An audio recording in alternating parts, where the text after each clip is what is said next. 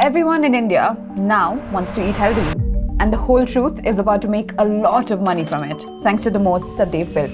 A moat is what differentiates your startup from the competition. It's things about your business that cannot be copied. And maybe it's a supply chain advantage, a killer content engine, or a founder market obsession that's impossible to copy. Great startups don't just build products, they build moats. And we're here to break them down today. Welcome to What's Your Moat, where we unpack what makes India's most breakout brands hard to replicate. In 2019, The Whole Truth entered India's crowded 83,000 crore packaged food market with one clear problem statement. There were no healthy snacks.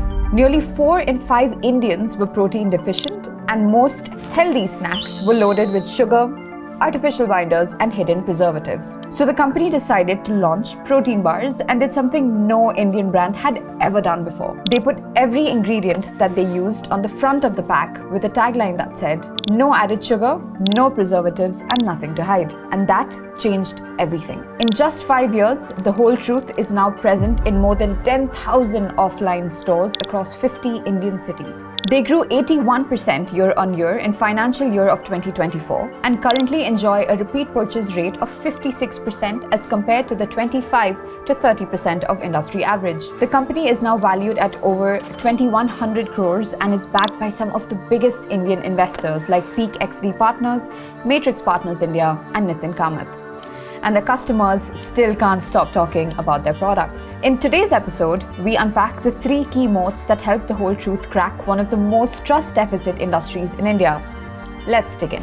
Moat number 1, the founding team. When a startup doesn't have a product, revenue, or proven market, the only moat it can possibly have is the team building it. For Zerodha, it's Nitin Kamath's decade of stock trading experience.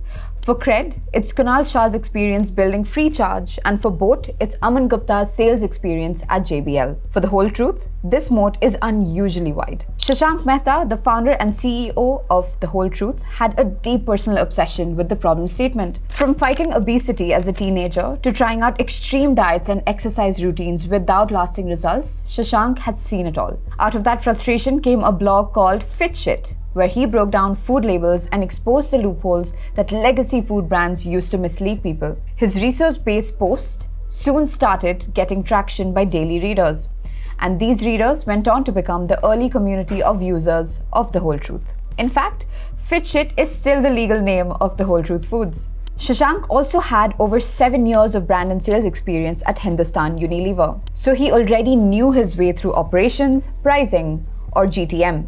He'd seen how legacy FMCG was built and where it was broken. It isn't a one-man army though. Rachna Agarwal, the Chief Product Officer, has been there since day one, building the entire product line and formulations for the brand, even before taking on the co-founder title. Plus, Rachna has been an ex-pastry chef herself, which helped develop the product-first mindset the company is so famous for.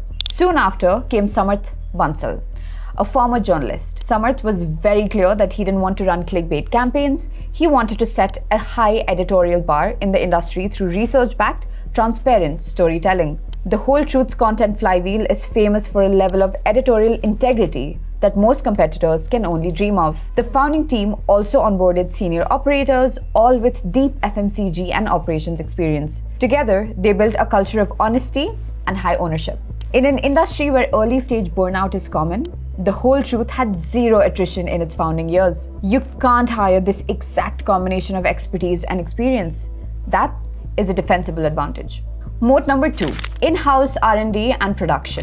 Imagine spending 1.5 years just trying to make the perfect chocolate bar that doesn't have any artificial sweeteners. Crazy, right? Well, that's exactly what The Whole Truth did. Let's understand how production in the D2C space works. Many health food startups like Snackable, Slurp Farm, and the Wellbeing Nutrition, for example, generally use a white label manufacturer, which is a third-party company that actually produces the product. These startups then resell those products under their own name. It's fast, it's cheap, it's easy. But it also means working with generic formulations, low flexibility, and zero IP. So you can't innovate fast, you can't guarantee quality, and you definitely can't make bold promises about ingredients because you don't control the process. The Whole Truth refuses to take that shortcut. They run their own facility in Mumbai where every ingredient has to pass the home kitchen test. If you wouldn't use it in your own kitchen, it won't make it into the products. They run hundreds of iterations on their products, obsess over texture, shelf life, taste, nutrient profile to make products that are truly clean label. This vertical integration of the supply chain, where the whole truth takes complete ownership of the research and production instead of relying on a third party, is rare in D2C because it's expensive and operationally messy. I mean, think about it. Their products only last about 6 months as compared to 9 to 12 months for Right Bite Max's protein bar or Sundrop's peanut butter. That's almost half the standard shelf life. This alone pushes their return rates to almost 15%, which is way above the usual 2 to 3%. But the whole truth has found a way to leverage this. They make smaller batches, keep faster production cycles, and have tighter quality control. So while big FMCGs can easily copy the claims or packaging, they'll find it very hard to match the operational sacrifices like shorter shelf life and higher trade returns. By retaining their R&D and production in-house, the whole truth turned their marketing tagline into a product feature that's hard to outsource. Speaking of marketing, let's talk about moat number 3. Most D2C brands follow a similar marketing strategy. Glossy product shots with a 20% off launch offer, pay micro-influencers to share discount codes, and run short-term performance ads to grow clicks and conversions. It's fully transactional. And it works. Until there's another competitor with more money to acquire your customers. You need repeat buyers who trust you. And the whole truth wins here. They've built a marketing playbook that's so solid that the repeat purchase rate is at 56% as compared to the industry average of 25 to 30%. How? Let's break it down. The company follows a 3-pronged marketing strategy. Number 1, founder-led authenticity. From day 1, the founder is the face of the brand. From writing insightful blogs before every product launch to personally appearing in almost all reels and YouTube videos, he's hands-on, authentic, and intentional with the marketing. His approach is simple: market the problem, not the product. Number 2, content-first approach. It took the whole truth about 8 months to cross 80K followers on Instagram. They did this mainly through posts on food education rather than product sales. In fact, 60% of their posts don't even have the company logo. Eventually, the company realized that Instagram's short-form algorithm meant their content couldn't have depth. So they pivoted to long-form content. They started a newsletter called Truth Be Told, which soon got more than 50K subscribers. They did myth-busting videos on YouTube and also ran campaigns to decode food label tricks. They didn't just blindly post reels, they chose quality of content over speed. Number 3, they're community-led, not influencer-led. Their content is written by real customers, which includes experts like founder of Cultfit, Mukesh Bansal, and food science expert Shweta Shivkumar. These are not expensive celebrities or influencers. They're experts with credibility who actually believe in the product. Now, most brands can run a one-off founder video or educational post. Many can even hire agencies to duplicate the whole truth's content. But can they do it every week for 5 years? Stick to high-integrity, slow-burn storytelling in a world of flash sales? Or earn the trust of top 2% health-conscious consumers that can spot misleading claims in a second? I don't think so. Let's summarize.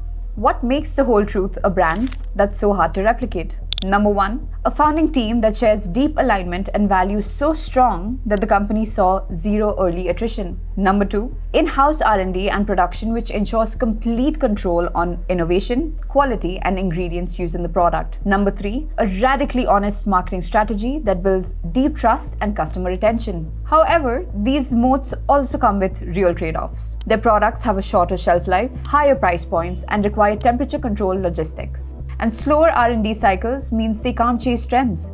So their mass appeal is limited, especially compared to FMCG giants with deep distribution channels. The question now becomes, can the whole truth maintain its lead? Or will the next breakout brand be faster, cheaper, and just as clean?